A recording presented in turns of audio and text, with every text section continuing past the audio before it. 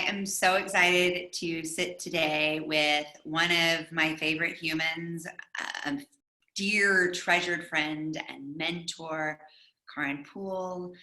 I was thinking so much about how to introduce you this morning and realizing that it would take the entire time together to talk about what I see in you and also what you do, because you have been and done so much in your life.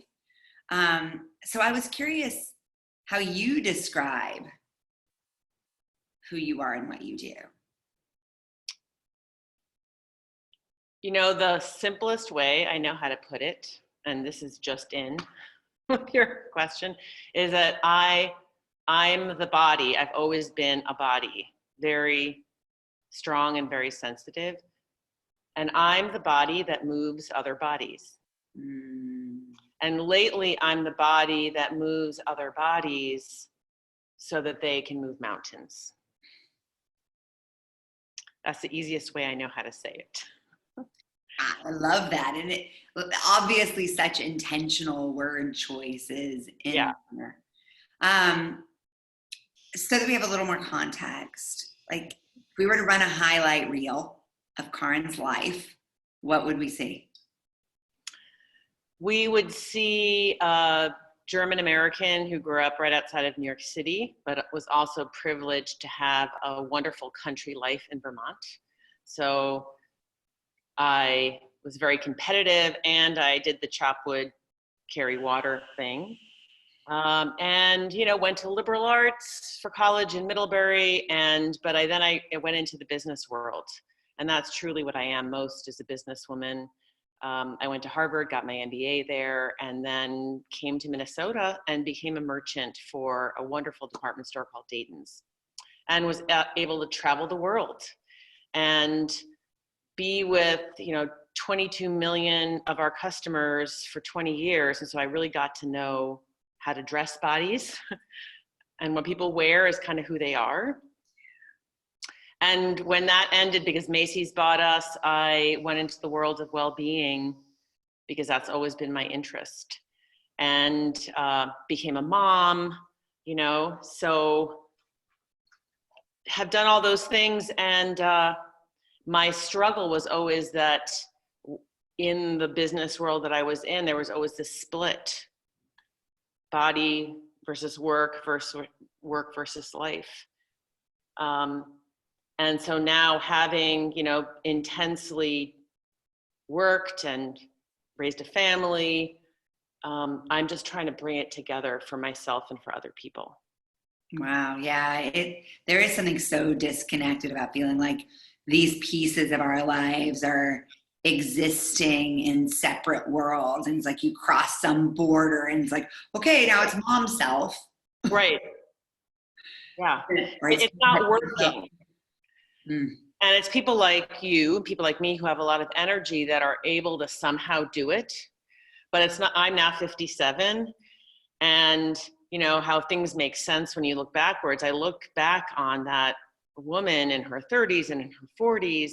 I'm so grateful to her, but I almost killed her, just a lot. And I think that there is a better way to work. So what would you tell your 30, 40-year-old self as your 57-year-old self? Honestly, I just would tell her thank you, first of all. Yeah. Thank you. Because she provided the base. I don't know that I could have done it any other way. And thank you, because I always put my body first. Actually, I would get up in the morning, work out. I did that this morning too. Like, I need to move in order to feel good. And there are other things I put to the side in order to do that. So, but I always felt weird about it. Okay, so I thought I was flawed. And so I actually look back now and say, okay, now thank you, because now you gave me this health and this body that I can use for the rest of my life, which I hope is 30 to 40 more years. Yeah. But I feel like I got out of the cycle of 7 to 7 high travel and all that just in time. Mm-hmm. Mm-hmm. I love too this sort of general idea of saying thank you to our past selves. Yeah.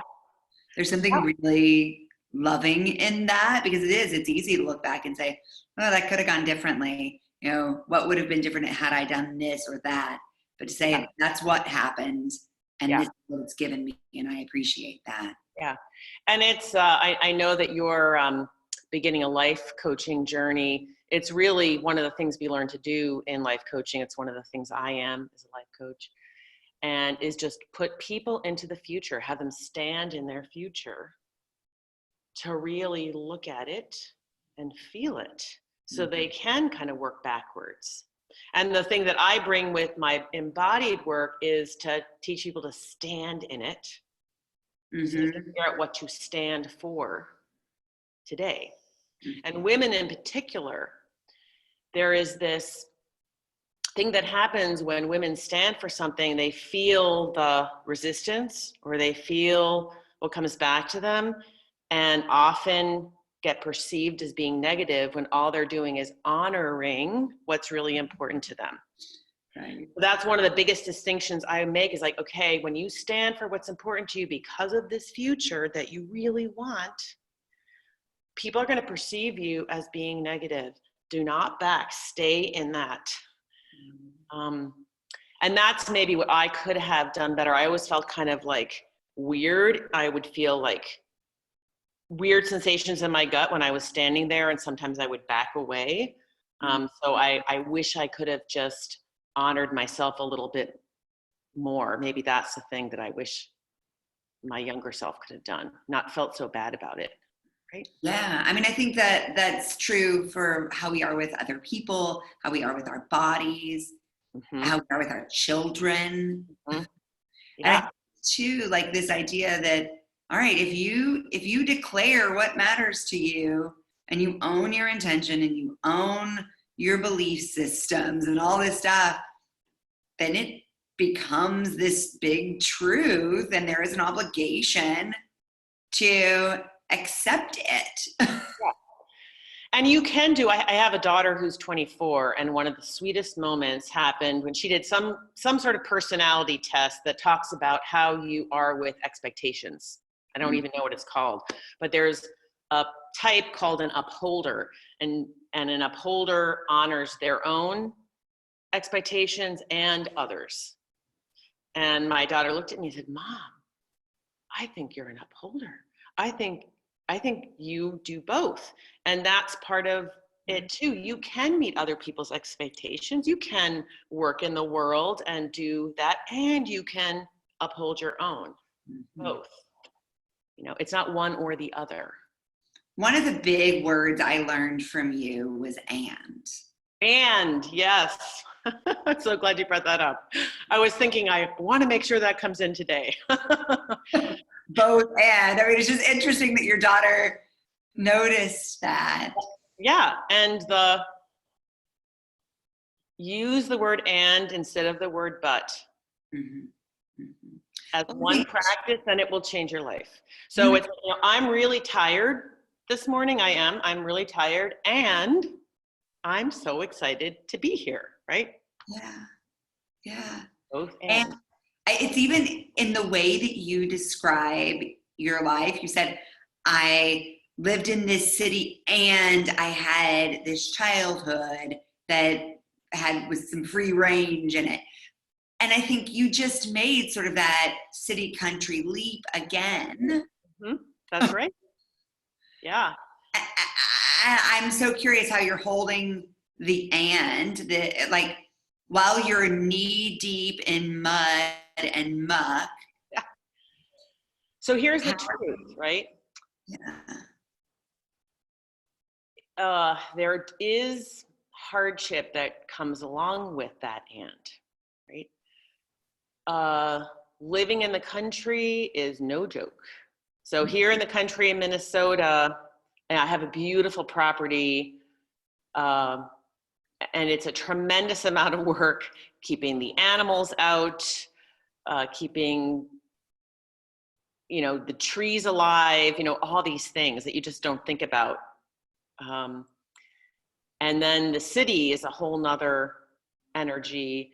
What I know from body-mind practices is energy often comes between the two extremes, So when I feel that hardship, like, I could be vacationing in Florida, which I don't really care to do, but, I could have a little easier life. But then I remind myself that that's how you feel the most alive. So yes, I have a home in the country in Marine on St. Croix, and I have a condo in downtown Minneapolis, which as cities go is pretty calm.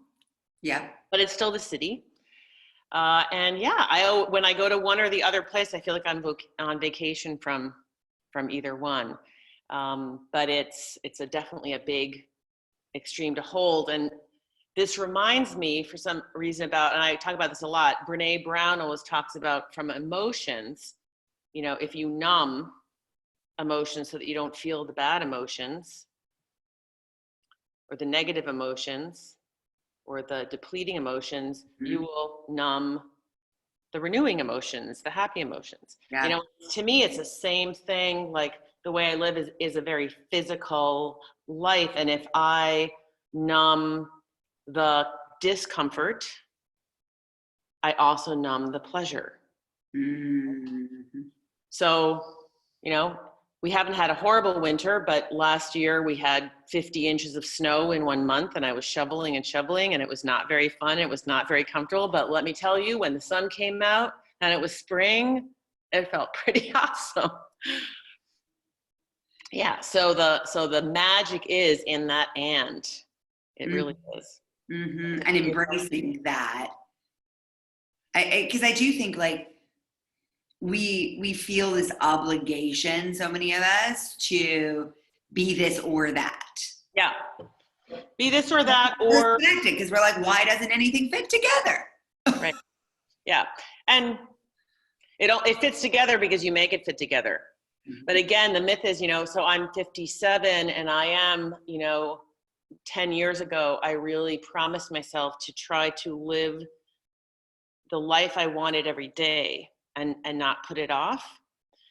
And there's so much good that comes with it, but the truth is too that it is not easy. It's a risk. It's such a big risk, and when you take a risk, the risks show themselves. It's like you can't gamble $100,000 and think that you're going to make $1 million. So that's one truth that I always just want to. Yes, it's like it's so enlivening that you have to be able to stand in the hardship as well. That's part of the and. Yeah, I talk a lot about the oscillating narrative and this idea that our lives are made up of ups and downs, and it builds this sense of resilience and the pleasure of life by acknowledging that there are both, as opposed to I walked through life and everything was hunky-dory. And the gift of that, I know this sounds so weird, but I'm at the point now when I'm in a down, I actually, I don't know that I can say I enjoy it, but I kind of get into it. I mean, the only down, I've said this to you before, if I got physically sick, I think that, I don't know what would happen. That would be one thing that I can't imagine what that'd be like, but pretty much everything else, like, I can feel the pleasure while I'm feeling the pain. It's really weird. What are you saying to yourself in the downs? Ooh, that's a good question, Arances.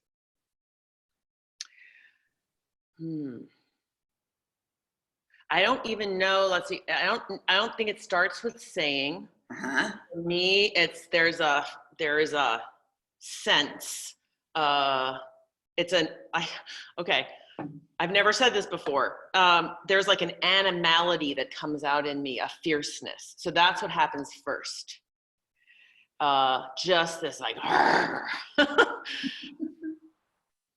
And then I feel emotions really strongly. Sometimes I cry. Sometimes I had a scene up on the deck of my home when I was alone in a huge storm, and I think I was screaming while I was working on an almost flood on my house, and the storm was crashing. And so I don't think I say anything. I think I'm just really in it. Does that make any sense? Yeah. Okay. Yeah. And maybe it's, yeah, it's like a rush. It makes sense too that, right, like in our moments of greatest intensity, we become most our core self. Oh, yeah. And It's then weird to say that. Yeah. there is this animal there. Oh, God. Good coaching, Aransas. I'm really at my core. Yeah, I guess. Yeah. Mm-hmm. Because I have to say, now that we're talking about it, I think I do love that. That intensity is the most present for me that I ever am, because nothing else matters. Right? So again, there's no words. It's literally just being totally in it, like a warrior. That It's interesting because I don't know that I even have a word for it, right? Like we would talk about it as single-mindedness or focus, but for Yeah. you it's like I think you would probably call it being embodied in the moment or Embodied in the moment, yeah. And the words now that I think that there is a voice inside me that says, I prepared for this. I think that's what the voice is saying. Yeah. wow. It's like, just think of it's like this warrior, I prepared for this, and that's what it feels like. Okay, now is the time. And to put myself in those kind of situations. I talk to people a lot. I like to help people understand how they're doing by checking into their physical bodies, also their emotions, their mind, and their spirit. And what I often share is that my emotions are most often, when I check in, on the negative side of things, meaning fear, worry. And I used to feel bad about that, but now I know it's because I put myself in the discomfort zone all the time. And so I don't worry about how scared I am anymore, because that's a sign that I'm probably where I need to be. And it's so interesting too for you to say that about fear, because Mm-hmm. I think people see that animal in you, truthfully. Yeah. Like you are a big, bold presence, and when you walk into a room, you claim space, and the first thing people know is like, "Damn, that lady's strong." Yeah. And Yeah. the voice is power. I mean, there's just power oozing out of you. Mm-hmm. And I'm sure you're scared as hell sometimes. Most people would be. I am scared most of the time. I like to tell people that I am like a horse. Just think of me as a horse. I look really strong. I am really strong, and I'm so sensitive. When I'm in a room with 100 people, I literally sense every single 100 people what's going on in my body, which is really hard to hold, because there's at least half of the people are usually not feeling very good, right? So and again, like I didn't really realize, and now that I can explain that to myself, it makes it easier to just expect that. But yeah, animals are sensitive in ways that we don't talk about in the 21st century. We just More of that and. So when, so it's like scared and powerful, So again, that's been helpful to me, because it doesn't really matter. I can always add an and. There's this woman, friend of a friend who's done this thing called the Lady Badass Project. Uh-huh. She's talking to different women, and I think the center of the conversation for her really is in these contradictions. Yeah. And there is so much power in embracing those, because then we can start to get some self-acceptance. Yes. And the truth is, this is what came just in as you were talking, is that I know, I haven't always been able to, but I know that I'm at my most powerful when I'm soft, and when I just do things with more ease. So that's been my greatest practice. I don't always remember, but I think my vulnerability and more silence versus more talking, more move, that usually ends up changing the space much more than if I just like, so a true a really dear friend of mine calls me a peaceful warrior, and that's what I always like to try to remember. So I've been trying to actually soften more these days. You always bring out a little more of my fire, Ramses.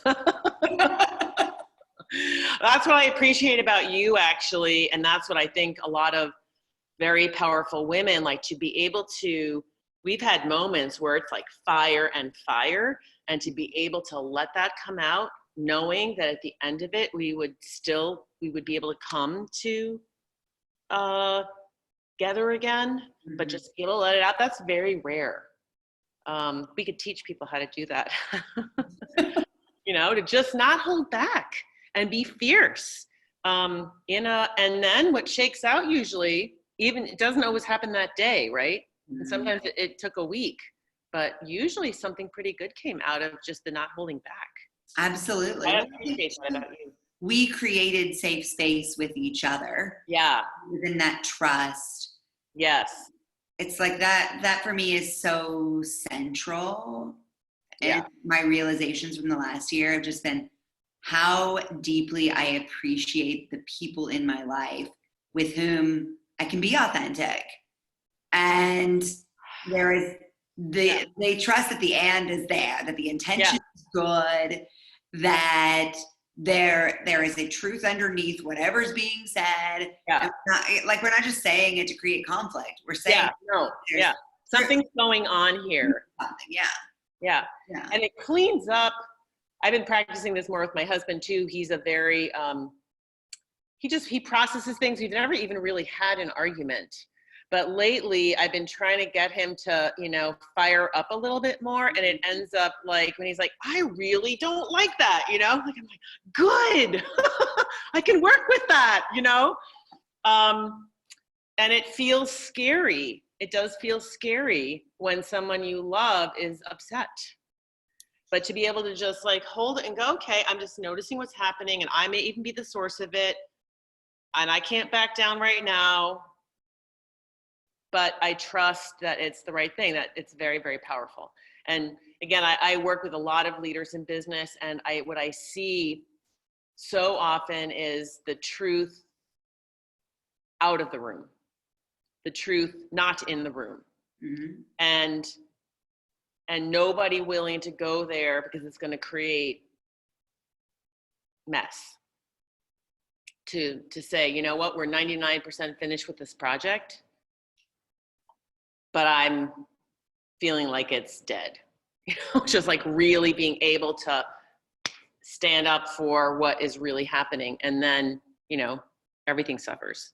Wow. So yeah, because most of the time you're like, let's just get it done. Let's just get it done. And that's probably in leadership, probably the biggest thing. And I'm lucky I was a merchant for most of my career. So knowing when to end, knowing when, even though we went after the color green, it's dead. We better, that's the kind of thing a merchant does all day long. And so many businesses just like, okay, this project has to be finished.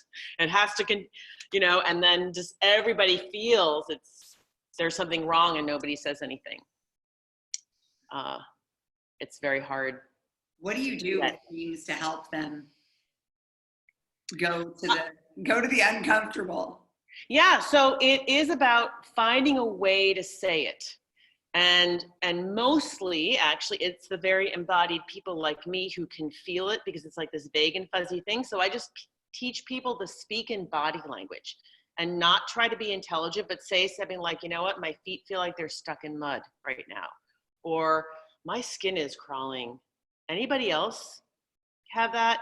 And just say what their body is saying. Very short, very sweet. Just expect weird looks, expect it not to feel good, but 5 minutes later, somebody be able to articulate what just happened, you know? And then I teach the group, for the people who do speak that language, say, just let them say that, even if it doesn't, if it feels out of the blue, let them say that, because it's a sense, it's a gut, it's something really important, but it's never going to feel good. So that's, it's teaching people how to speak the language and other people how to listen to that language. Yeah, for me, the way I would sort of sum that up is that you're creating a safe space for people to courageously not just say what's unsaid, but more importantly, to say what they don't know how to say. Yes, right? Because we always want to sound so intelligent. Mm-hmm. That's how we get taught. It's like, and that's what's very valued, is someone who can make a lot of sense when they're talking. Mm-hmm. And that's good. There are times where that's really important. Then there are times, and I will sometimes say too, I don't know how this is going to come out of my mouth, but I gotta say something. Mm-hmm. And then it gives me permission, so it's about signaling to people, okay, I'm not going to be misintelligent right now. So it's another and thing. It's like, you can do this. And then sometimes it's like, you gotta, systems, complexity, it's very vague and fuzzy. You're never going to know. You're not going to know exactly until you start talking it out, right? Well, and most of the time, the reason we don't do things is because we don't have them fully baked. Yes, right? We don't have them fully baked. And how could it be fully Sit baked? around with a brain and a notebook and a songbook or whatever full of 80% complete stuff. Yeah, right. But the good thing, I love being in the 21st century, and we have so much structure, and that's all great. Like, I love a lot of structure. That's why I love business, because then you can do the opposite within the structure, and that's where it is. So without structure, energy gets really scattered. So I'm not saying any of that is bad. It's just now, and not to walk away from it, now just add this other thing to it. And no, it is really, like, I guess that's the point of the whole discussion. Yeah. Add this other thing. There's science, add art, just add that other thing, allow that in. And what happens is, in this day and age, the body is what we've left behind. So do everything we're doing, add embodiment into it. And what happens is that change accelerates. Actually, it gets transformative. When you can sense it in your body, when you can stand in it, you can move so much faster than when you just abstract it. Mm-hmm. Right? So it's pretty simple. And the good news is, everything you and I are talking about right now is innate in us. Everybody knows how to do it. Yes. And so many people, there are many practices, the journey of 10,000 steps, and that's all fine. And you can take a deep breath, you can find your feet, you can tap there are so many simple things that every single person in the world can do to get into their bodies. You don't have to study anything. You can just do what you did in kindergarten, basically. And the beauty of it is that your body's with you. Your body's with you all the time. Yeah, you're in it all the time. It's always here. Oh, yes. Yeah. It is a structure creates flow, right? Structure creates flow. It is a structure. And then when you're in a room full of other people, you create a structure between yourselves, in the space. And so it's so here for us. It's amazing. That's what a corporation is, by the way, right? A corp of a series of core bodies. Yeah. So you have you have these two daughters who are newly adults and making their way in the world. What do you hope they know from your own life, your own experience, all that you've learned and taught? What do they need to know? You know, they need to know how to take care of themselves, which they really do, which I'm very proud of. They know how to cook, and they know how to, you know, keep a home, take care of themselves, and lead. I think that's really it. Lead their own lives, lead others from their unique abilities.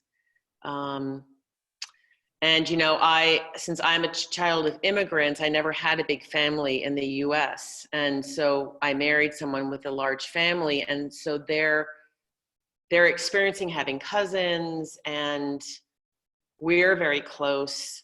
And I hope that they feel so supported by me, so that what, you know, and that they are, you know, we have this vision 10 to 20 years from now, everything that I'm doing is somehow going to become a family business, a family legacy. We don't know exactly how it's going to look, but there is something here that they can continue, you know. Yeah. I want to go back to that word lead, because that's a surprising choice. It is. Yeah. Yeah. Why? I mean, we need leaders in the world today. In the 1950s, it's not really talked about very much, but when women first started coming into the workplace, WW is a great example of this. And Jean Nidetch, you know, started meetings in her garage, right?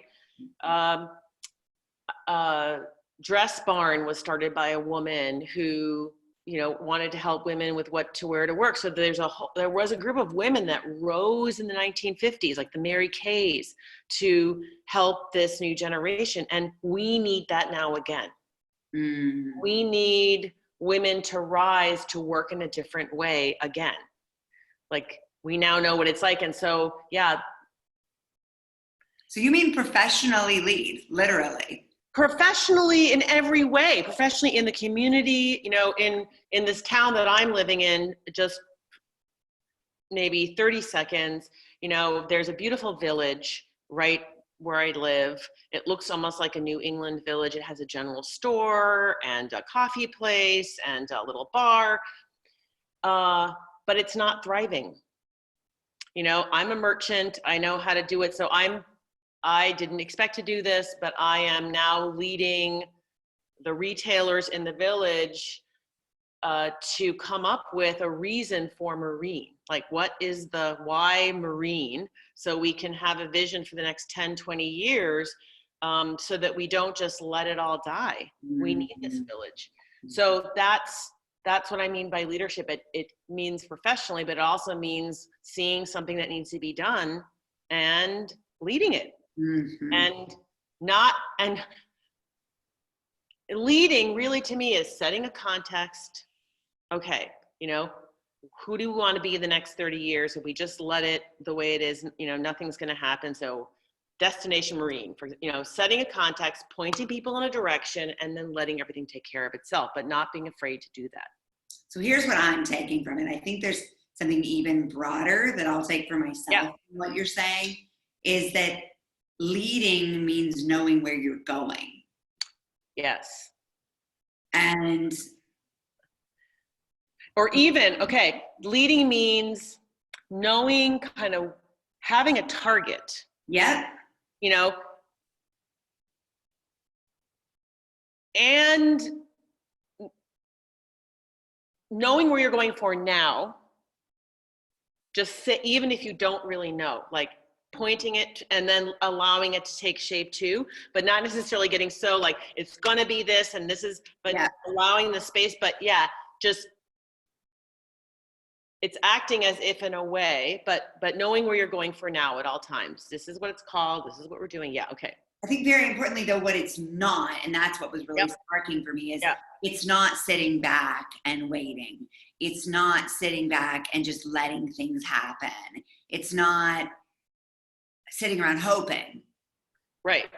So that, like, for me, it's really helpful to understand what is the, like, I don't know if I know what leading is, but I know what it isn't when I think about it that way. And it's also not doing the same thing. Like it's doing something different than what's been done before. Mm-hmm. Really standing in that not really knowing, even though you, and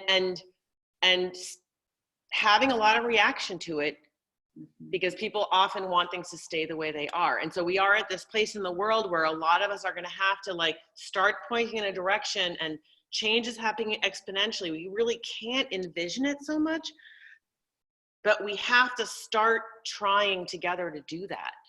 And allowing the fireworks that happens when people experience that to happen. And I always say, when your intention is good, like if I wanted to like make $1 million from this, I'm sure it would not go as well as how it is for me now, where my intention is to help the community thrive. Mm. That's almost more important than knowing where to go. Mm-hmm. It's knowing, it is kind of knowing your why. Yeah. What's your purpose? Yeah. Yeah. I love that. So help me sum this up. What do we take from this? There's an and the and is the power to embrace what without limitation, to embrace the contradictions. What else? You know, living in the and will change your life. Living in the left and the right, the up and the down, the discomfort and the comfort. It's just in any moment, just noticing how you are and what the opposite is. Like living in that can change your life. And two, there's a big lesson in here, I think, about listening to what our bodies say to us. Yes. Because your body will tell you where you are. Mm. Your body will tell you how you are. That is more real than the abstraction that we often get ourselves caught in about what our resume is, or what our, you know, your body will tell you exactly what you need to know. Moment to moment. Love it. Mm-hmm. And then just having a pure intention and purpose, and trusting that everything won't be sorted. Yeah, it will. There's a neat technique I do called falling into place, where you can allow yourself to be supported by the floor and just let things fall into place versus trying so hard. And it's amazing what happens, you know, when you do that. Your body can do everything you have, and our human body can be very like tactile and imaginative. So it's just then what needs to fall into place from that. Very simple, not necessarily easy. Not necessarily easy. I'm glad you said that, because I just think I want to remind myself every day to do hard things. Yeah. Yes. Right. And you have, you know, I don't know what this quick thing that like I like to use the word abstraction, like we'll use things like the 3-legged stool or the 4 pillars, and part of my point is your body is a structure it's the most complex system in the universe, the human body. So use your body as the structure. It's the microcosm, not something that is inanimate, you know, as a place to start. And it's just surprising what can come. It's not a base place. It's actually a highly complex place. It's not just for the sake of health. It's for the sake of actually the best ideas executed in the best way, starting with the body. Starting with the body. Right. And seeing where that goes. Yeah. Yeah. It's so counter to this very cerebral culture that we live in. This is just one brain. There's other brains. Yeah. I could talk to you forever. I really could. I find every time that I spend a few moments with you, I shift my own perspective. I see things I haven't seen. I feel things I haven't felt. And I appreciate things I haven't appreciated. I am so massively, overwhelmingly grateful for you in my life, for your time today. Thank you. For the way you process your life that enables the rest of us to learn with you. And I'm going to hold this image of you as this freaking powerful and scared animal. Right? Like that to me is the coolest thing. And that's that is really the essence. I just want to quickly say to you that I love the way you ask questions, because there are things that have come out of our discussion that I have never said before. So thank you for that. I just want to laugh at this scared, fierce animal thing. I'm going to definitely play with that. There's more to that than you can even imagine. So thank you for this moment. Lovely. I can't wait to keep talking. Yes. All right. So much love for you, my friend. Have a wonderful day. Go brave the fierce wilds of Minnesota out there and chop some wood. And all those other things. That's actually going to happen.